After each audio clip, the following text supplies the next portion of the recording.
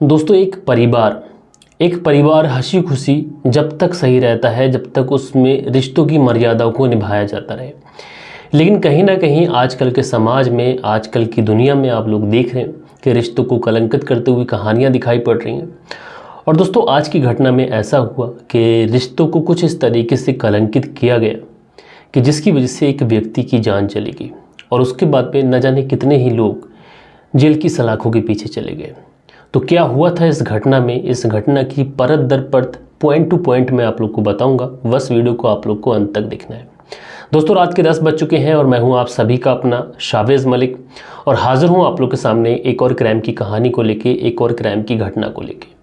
कल के दिन हमारे वीडियो में बहुत सारे हमारे व्यूअर्स ने कॉमेंट्स किए हैं, तो उनके जो भी कॉमेंट्स हैं, उनके जो भी नाम हैं और वो जो भी अपने कॉमेंट्स के ज़रिए कहना चाह रहे हैं, वो वीडियो के अंत में मैं आप लोग के साथ में शेयर करूँगा।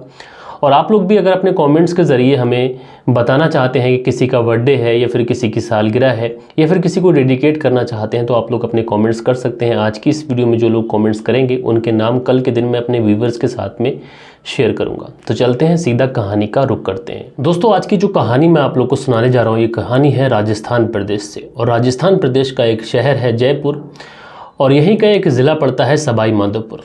और दोस्तों, यहीं पर एक थाना पड़ता है बौली थाने के अंतर्गत एक गांव आता है झुंझुनू। और दोस्तों, यहीं पर एक व्यक्ति रहता है। इस व्यक्ति का नाम राकेश, उम्र 26 साल। राकेश के माता पिता का देहांत बचपन में ही हो गया था, इसलिए राकेश की जो परवरिश थी वो इसके चाचा बाबूराम ने की थी। राकेश जो कि रविदासपुर में एक प्राइवेट फैक्ट्री में मैनेजर के पद पे है। और उसके बाद में राकेश जो है जब 26 साल का हो जाता है तो उसकी शादी की फ़िक्र जो है इसके चाचा को होती है और इसके चाचा उसी इलाके की रहने वाली पूजा से इसकी शादी तय कर देते हैं। अब दोस्तों, जब शादी तय की जाती है, समय के अनुसार शादी होती है और शादी करने के बाद में जब पूजा राकेश के घर आती है तो राकेश अपनी पत्नी को शादी से महज 10 दिन के बाद रविदासपुर लेके चला जाता है। उसके बाद में दोस्तों, राकेश जो है वो रविदासपुर के वसुंधरा कोटम इलाके में C24 के 4 मंजिला मकान पर एक फ्लैट किराए पे ले लेता है और यहीं से अपनी नौकरी करता है। बीच बीच में ये अपने चाचा को कॉल भी करता है और अपने परिवार की, अपने चाचा की, सबकी खैर खबर भी लेता है।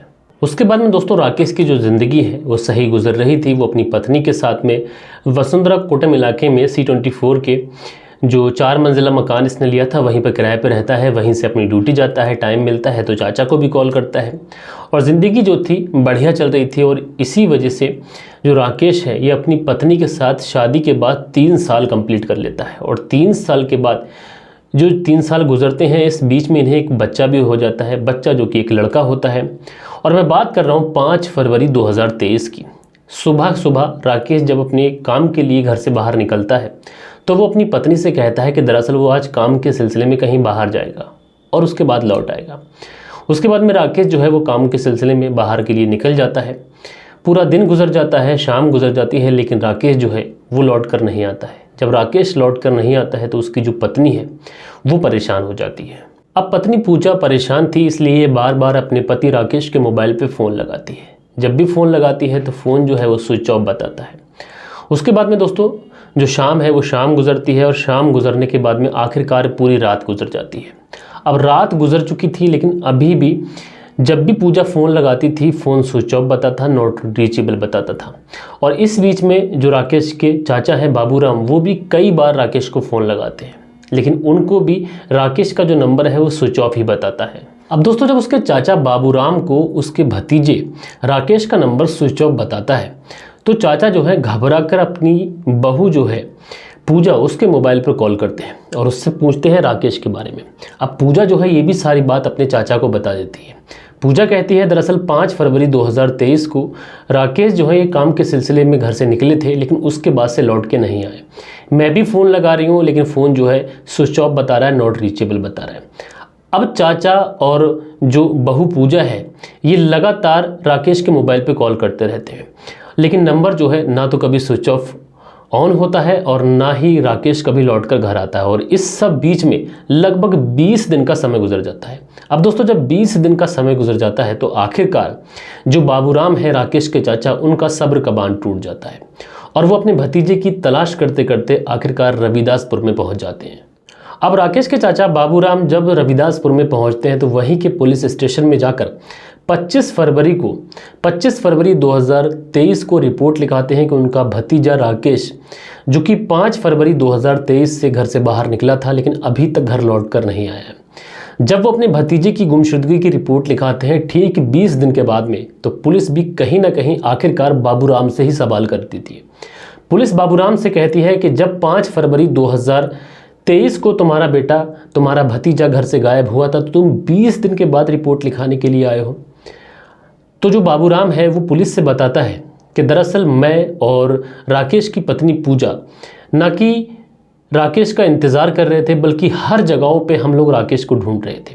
लगातार राकेश के नंबर पे कॉल कर रहे थे, लेकिन राकेश का कहीं भी कोई पता नहीं चलता है। उसके बाद आकर हम थक हार कर आखिरकार पुलिस थाने में रिपोर्ट लिखाने आए हैं। उसके बाद में आखिरकार पुलिस जो है वो राकेश की गुमशुदगी की रिपोर्ट लिखती है, और रिपोर्ट लिखने के बाद में इस पूरे केस को बड़ी गंभीरता से लेती है।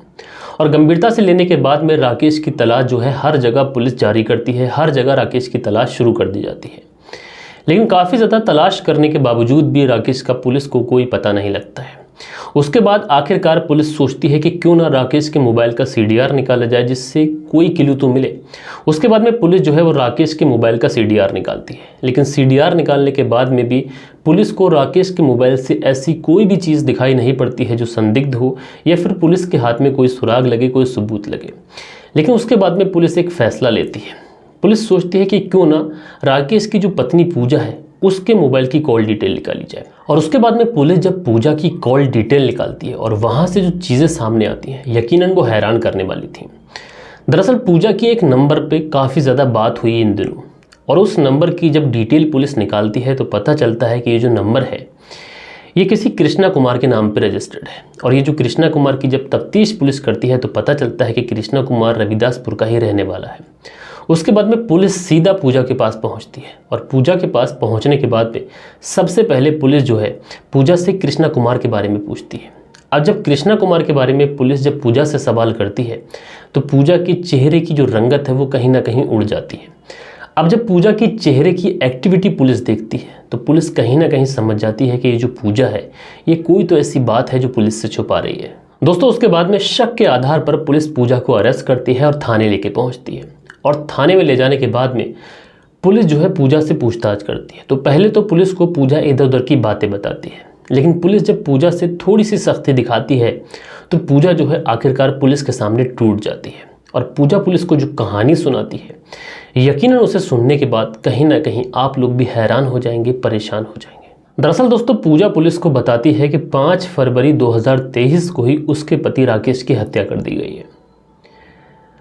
उसके बाद में पूजा पुलिस को बताती है कि 3 साल पहले उसकी शादी जब राकेश से हुई तो राकेश 10 दिन के बाद ही उसे लेकर रविदासपुर में आ गया। राकेश जो कि दिन को सुबह सुबह नाश्ता करने के बाद में ड्यूटी चले जाता था, उसके बाद में जो पूजा है ये अकेले ही घर पे रहती थी। पूजा चूँकि गांव की रहने वाली थी, आस पड़ोस के लोगों से बात करने की आदत थी, लेकिन आस पड़ोस के जो लोग थे जो फ्लैट में रहते थे वो अपना दरवाज़ा बंद करके रहते थे, इसीलिए पूजा किसी से भी बात नहीं कर पाती थी। शादी का 1 साल तो अच्छे से गुजरता है और इस बीच में से एक बेटा भी होता है। अब बच्चा हो जाने के बाद भी पूजा का जो मन है वो बच्चे के साथ में भी नहीं बहल पाता है। पूजा अपने आप को बहुत ज़्यादा अकेला महसूस करती है, और इसीलिए ये पूरा पूरा दिन सोकर या फिर टीवी देखकर गुजारती है, या फिर अपने मोबाइल के पन्ने पलटती रहती है। लेकिन दोस्तों, उसके बाद में एक दिन ऐसा होता है कि जो पूजा की डोरबेल है दरवाजे की, वो डोरबेल बजती है। और डोरबेल जब बजती है तो पूजा दरवाज़ा नहीं खोलती है, बल्कि अंदर से ही आवाज़ देती है। कहती है कि कौन है। दरवाजे के पीछे से एक आवाज़ आती है जो कि एक लड़के की होती है, और वो लड़का उधर से कहता है कि दरअसल हम एक पार्सल लेके आए हैं, और क्या ये जो घर है ये राकेश मीना का है। तो पूजा अंदर से आवाज़ देती है कि हाँ, ये घर राकेश मीना का ही है। अब जैसे ही पूजा ये कहती है कि ये घर राकेश का ही है और मैं उसकी पत्नी बोल रही हूँ, तो उधर से जो बाहर जो लड़का खड़ा हुआ था वो कहता है कि दरअसल हमारे पास में एक पार्सल है जो कि तुम्हारे पति ने बुक किया है, और ये एक वॉशिंग मशीन है। तो पूजा जो है दरवाज़ा खोलने से पहले एक बहुत ज़्यादा समझदारी दिखाती है। ये अपने पति को कॉल करती है और अपने पति राकेश को कॉल करके बताती है कि दरअसल बाहर कोई व्यक्ति है जो बोल रहा है कि वॉशिंग मशीन लेके आए हैं और तुम्हारे पति ने बुक की है। तो राकेश उधर से कहता है कि दरअसल मैं तुम्हें बताना भूल गया, और मैंने एक वॉशिंग मशीन बुक की थी, उन लोगों को अंदर बुला लो और वॉशिंग मशीन जो है घर में सेट करा लो। उसके बाद में पूजा जो है वो दरवाज़ा खोलती है तो देखती क्या है कि सामने 2 लड़के खड़े हुए हैं जिनके हाथ में वॉशिंग मशीन का जो गत्ता है वो है। उसके बाद में पूजा इन लोगों को अंदर बुलाती है। दोनों ही लड़के जो कि पसीने में लथपथ हो चुके थे गर्मी की वजह से, इसलिए पूजा उनसे कहती है कि वॉशिंग मशीन यहाँ रख दो, फिट करने से पहले तुम अपना पसीना सुखा लो, मैं तुम्हारे लिए शरबत लेके आती हूँ। उसके बाद में जो पूजा है ये शरबत बनाने के लिए चली जाती है और ये दोनों लड़के हैं ये वहीं पर बैठकर अपना पसीना सुखाने लगते हैं। उसके बाद में पूजा शरबत बना के लेके आ जाती है। ये दोनों लड़के शरबत पीने लगते हैं, लेकिन उसी में से जो एक लड़का है जिसका नाम कृष्णा कुमार मीना है, ये पूजा से बातें करने लगता है। और जब कृष्णा पूजा से बात करने लगता है तो वो पूजा से बातों ही बातों में कहता है कि मेरा नाम कृष्णा कुमार मीना है और तुम्हारा नाम पूजा मीना, यानी मैं तुम्हारी ही बिरादरी का हूँ और तुम्हारे पति राकेश मीना, यानी इस रिश्ते से तुम मेरी भाभी हुई। तो पूजा भी मुस्कुरा देती है और कहीं ना कहीं जो राकेश मीना की जो पत्नी पूजा थी, ये कृष्णा कुमार की बातें इसके माइंड को लगने लगती हैं और कहीं ना कहीं से कृष्णा कुमार की बातें अच्छी लगने लगती हैं। उसके बाद में ये लोग वॉशिंग मशीन फिट करते हैं और फिट करने के बाद में ये जो कृष्णा कुमार मीना है ये पूजा से उसका नंबर मांगता है। पूजा नंबर लेने की वजह पूछती है तो ये बताता है कि दरअसल 2 दिन के बाद तुम मुझे याद दिला देना या मैं तुम्हें कॉल कर लूँगा। दरअसल जो वॉशिंग मशीन हमने फ़िट की है इसका फीडबैक लेना है कि वॉशिंग मशीन में कोई कमी तो नहीं है, वॉशिंग मशीन ठीक तो चल रही है। उसके बाद में पूजा जो है ये अपना नंबर कृष्णा कुमार मीना को दे देती है और उसके बाद में ये लोग चले जाते हैं। और ठीक 2 दिन के बाद में ये जो पूजा है ये भूल जाती है कि इसी कृष्णा कुमार मीना को कॉल करके ये बताना भी है कि वॉशिंग मशीन ठीक है या फिर नहीं। लेकिन ये जो कृष्णा कुमार मीना है ये पूजा के नंबर पे कॉल करता है और उससे पूछता है कि जो वॉशिंग मशीन हमने फ़िट की थी क्या वो ठीक चल रही है। तो ये जो पूजा है ये बताती है दरअसल वॉशिंग मशीन ठीक चल रही है, कोई कमी नहीं है। दरअसल ये जो कृष्णा था इसको वॉशिंग मशीन के बारे में तो पूछना था या नहीं था ये तो एक अलग टॉपिक है, लेकिन इसको पूजा से बात करने का मन कर रहा था, इसीलिए ये पूजा से बात करने के बहाने वॉशिंग मशीन का बहाना कर कर उसको कॉल करता है। दरअसल ये जो कृष्णा था ये पूजा से भाभी के रिश्ते से बात कर रहा था और ये इस रिश्ते से जब बात कर रहा था तो उससे काफ़ी ज़्यादा हंसी मजाक भी करता है। और हंसी मजाक करते करते ये पूजा से कहता है कि भाभी अगर तुम्हारे पास कभी टाइम हो तो तुम मुझे अपने हाथ से खाना बना के खिलाना, मैं तुम्हारे घर पे आ जाऊँगा तो मुझे कॉल कर देना। तो पूजा जो है ये सोचती है कि उसका दिन का टाइम तो वैसे ही नहीं कटता है, तो क्यों ना खाली वक्त में मैं कृष्णा को घर पे बुला लूँ, उसका भी टाइम कट जाएगा और दोनों के बीच में जो बातचीत है वो भी हो जाएगी। तो उसके बाद में पूजा जो है वो कृष्णा से कहती है कि तुम कभी भी हमारे घर आ सकते हो। और उसके बाद में जब भी पूजा का पति जॉब पे जाता था, ये जो कृष्णा है ये पूजा के घर पे आता था, दोनों घंटों घंटों बैठकर बातें किया करते थे, पकवान खाते थे। लेकिन दोस्तों जब ये घंटों घंटों बैठ के बातें किया करते थे, इनके बीच में हंसी मजाक भी होती थी और कब इनका जो रिश्ता था, कब रिश्तों की जो मर्यादा थी ये लोग पार कर लेते हैं। और उसके बाद में एक दिन ऐसा आता है जो सारे ही जो बंधन थे पूजा ने तोड़कर आखिरकार इन दोनों के जो संबंध थे वो पूजा के ही घर में बन जाते हैं। अब जब एक बार ये संबंध बन जाते हैं तो उसके बाद रुकने का नाम ही नहीं लेते।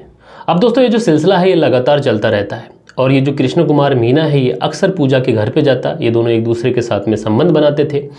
और उसके बाद में इस बात का पता कानों कान भी राकेश को नहीं चलता है। समय यूं ही गुजरता रहता है, लेकिन उसके बाद में एक दिन ऐसा होता है कि राकेश ड्यूटी के लिए अपने घर से निकलता है, लेकिन उसके बाद में उसकी तबीयत ख़राब हो जाती है और दोपहर के ही वक्त वो अपने घर लौट आता है। अब जैसे ही आने के बाद में वो अपनी डोरबेल बजाता है, उसके बाद में जब गेट खुलता है, जब अंदर का नज़ारा राकेश देखता है तो उसके पांव तले से ज़मीन खिसक जाती है। दरअसल उसकी निगाहों के सामने कृष्ण कुमार मीना था। जब वो किसी व्यक्ति को अपने घर में अपनी पत्नी के साथ में देखता है तो उसे समझने में ज़रा भी देर नहीं लगती कि अंदर क्या चल रहा था। दरअसल उसकी पत्नी के जो हाव भाव थे उसे देखकर राकेश को ये साफ अंदाज़ा हो गया था कि अंदर आखिर चल क्या रहा था। उसके बाद में राकेश जो है वो कृष्णा को अपने घर से निकालता है और अपनी पत्नी के साथ में काफ़ी ज़्यादा मार पिटाई भी करता है। अपनी पत्नी के साथ में जब मार पिटाई करता है और अपनी पत्नी को बहुत समझाता भी है। अब कृष्णा जो है ये राकेश के घर यानी पूजा के घर आना जाना बंद कर देता है, लेकिन ये जो पूजा थी ये अपनी आदतों में ज़रा भी सुधार नहीं लाती है। उसके बाद में लगातार ये उससे फ़ोन पे बात करती है, लेकिन इस बार ये एक अलग प्लान बनाती है। अब ये अपने घर में कृष्णा से ना मिलकर उससे घर से बाहर मिलती है, कभी होटल में मिलती है, कभी पार्क में मिलती है जब इसका पति ड्यूटी चला जाता है। और जब ये लगातार कृष्णा से बाहर मिलने लगती है तो आखिरकार एक दिन ऐसा आता है कि ये जो बातें हैं ज़्यादा दिनों तक छुप नहीं पाती हैं। राकेश का जो पड़ोसी था वो सारी बात राकेश को बता देता है। वो राकेश को बताता है कि तुम्हारी जो पत्नी है पूजा, उसको मैंने किसी लड़के के साथ पार्क में घूमते हुए देखा है। अब जब वो पड़ोसी ये सारी बातें राकेश को बताता है तो राकेश का जो सर होता है वो शर्म से नीचे झुक जाता है। उसके बाद में राकेश अपनी पत्नी से बात ना कर सीधा कृष्णा को कॉल करता है और कृष्णा को जब कॉल करता है तो उससे कहता है कि उसकी पत्नी को छोड़ दो, इस तरह से उसके परिवार बिखर जाएगा, उसके परिवार को बर्बाद ना करो। राकेश बहुत सारी बातें कृष्णा से कहता है लेकिन कृष्णा को के ऊपर राकेश की एक भी बात का असर नहीं होता है। दरअसल वो पूजा के प्यार में इस कदर अंधा हो चुका था कि उसको राकेश की और उसके परिवार की बिल्कुल भी फिक्र नहीं थी। और ये सिलसिला है ये लगातार चलता रहता है। जो कृष्णा है लगातार पूजा से मिलता रहता है। कृष्णा को कॉल करने के बाद में राकेश अपनी पत्नी पे भी काफ़ी ज़्यादा कड़ाई करता है और उससे बहुत ज़्यादा टाइट भी करता है। उसे घर से आने जाने पर उसके थोड़ी बंदिशें लगाता है। उसके घर से आने जाने का जो भी सिलसिला था उसको पूरी तरीके से रोक देता है। अब पूजा जो है ये भी घर से बाहर निकलते हुए घबराती है क्योंकि राकेश ने उस पर बहुत बड़ी पाबंदी लगा रखी थी। अब जब पूजा घर से बाहर निकल नहीं पाती है तो एक दिन ये कृष्णा को कॉल करती है और उससे कहती है कि वह उसके बिना रह नहीं सकती। उधर जो कृष्णा का हालात होता है वो भी ऐसा ही होता है, वो भी पूजा के बिना एक पल भी नहीं रह सकता था, ऐसा वो पूजा से कहता है। उसके बाद में ये दोनों काफ़ी ज़्यादा बातें करते हैं। बातें करने के बाद में पूजा जब उससे कहती है कि कुछ करो, मैं तुम्हारे बिना रह नहीं सकती, तो उसके बाद में कृष्णा जो है वो पूजा से कहता है कि दरअसल तुम्हारे पति के रहते हुए हम दोनों कभी एक नहीं हो सकते। तो पूजा जब ये बात सुनती है कृष्णा के मुंह से तो ये कहती है कि अगर मेरा पति सब में रोड़ा बन रहा है तो क्यों ना मेरे पति को ही रास्ते से हटा दें, इस दुनिया से हमेशा हमेशा के लिए उसे दूर कर दें। उसके बाद में कृष्णा जो है ये एक षड्यंत्र रचता है, एक प्लान बनाता है। उसके बाद में दोस्तों कृष्णा एक तारीख तय करता है 5 फरवरी 2023 और इस दिन कृष्णा राकेश के मोबाइल पे कॉल करता है और उससे कहता है कि वह उसकी पत्नी को बख्श देगा, लेकिन उसके लिए राकेश को एक बार कृष्णा से मिलना चाहिए। अब राकेश जब ये बात कृष्णा के मुंह से सुनता है तो कहीं ना कहीं वो सोचता है कि क्यों ना जब ये मौका उसको कृष्णा दे रहा है तो उससे मिलकर इस पूरे मैटर को हमेशा हमेशा के लिए बंद कर देना चाहिए। और उसके बाद में ये जो कृष्णा है ये राकेश को एक जगह बताता है, मोहनपुर में राकेश को जब ये बुलाता है तो उसी समय कृष्णा अपने 3 दोस्तों से बात करता है। 3 दोस्त जिसमें पहले का नाम दिलखुश, दूसरे का नाम विजय और तीसरे का नाम विजेंद्र। इन तीनों को अपने प्लान में शामिल करता है और उसके बाद में मोहनपुर में जब राकेश अपनी स्कूटी से पहुंचता है ये तीनों दोस्त जो हैं उसको धर दबोचते हैं और उसके बाद में वहीं पर गला दबाकर उसकी हत्या कर देते हैं। और उसकी हत्या करने के बाद में उसकी जो डेड बॉडी है ये चंद्रलोई के रोड के पास एक कुआं पड़ता है, वहीं पर कुएं में फेंक देते हैं। और जब ये कहानी पूरी पूजा पुलिस को बताती है तो पुलिस जो है पूजा को लेकर उस जगह पर पहुंचती है जहां पर उसकी डेड बॉडी को कुएं में डाला गया था। जब पुलिस उस कुएं की तलाशी करती है तो उस कुएं के अंदर कुछ कंकाल मिलते हैं। पुलिस उन कंकाल को अपनी कस्टडी में लेकर पोस्टमार्टम के लिए भेजती है। इधर पूजा की ही तहरीर पर पुलिस पूजा को गिरफ्तार करती है, साथ में उसके प्रेमी कृष्णा और उसके 3 दोस्तों को गिरफ्तार करती है और इन सारे ही लोगों पर गंभीर धाराओं में मुकदमा दर्ज कर इनको जेल भेजा जाता है।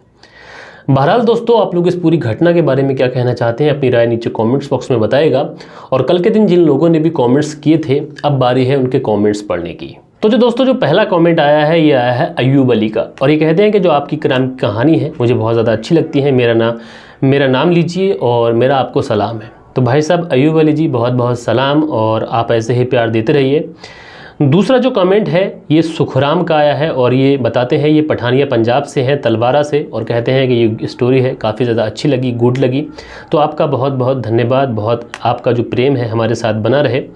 और उसके बाद में एक व्यूवर्स हैं जो लिखते हैं थैंक्स वयोबना, इस नाम से लिखते हैं कि आप कहानी में जो जगह है और जो लोग हैं उनके सही से नाम बता दें, कोई प्रॉब्लम नहीं। तो देखो हर कहानी के अंदर नाम नहीं बताए जा सकते। कुछ कहानी ऐसी होती हैं कि जिसमें जो व्यक्ति या फिर कोई महिला या कोई पुरुष या कोई लड़की जो नाबालिग रहती है तो उसका नाम नहीं ले सकती, इसलिए उसकी प्राइवेसी बनाना हमारा पूरा फ़र्ज़ है। तो आप लोग के जो कमेंट्स आ रहे हैं काफ़ी ज़्यादा अच्छे हैं, काफ़ी ज़्यादा प्यार बन रहा है और आप लोग ऐसे ही हमें गाइड करते रहिए, ऐसे ही प्यार देते रहिए। और आज की वीडियो पे भी अपने बहुत सारे कमेंट्स कर दीजिए ताकि कल की वीडियो में मैं आप लोग के नाम ले सकूँ। मिलते हैं किसी और वीडियो में, जब तक के लिए अपना ख्याल रखें, देश का ख्याल रखें। जय हिंद, जय भारत।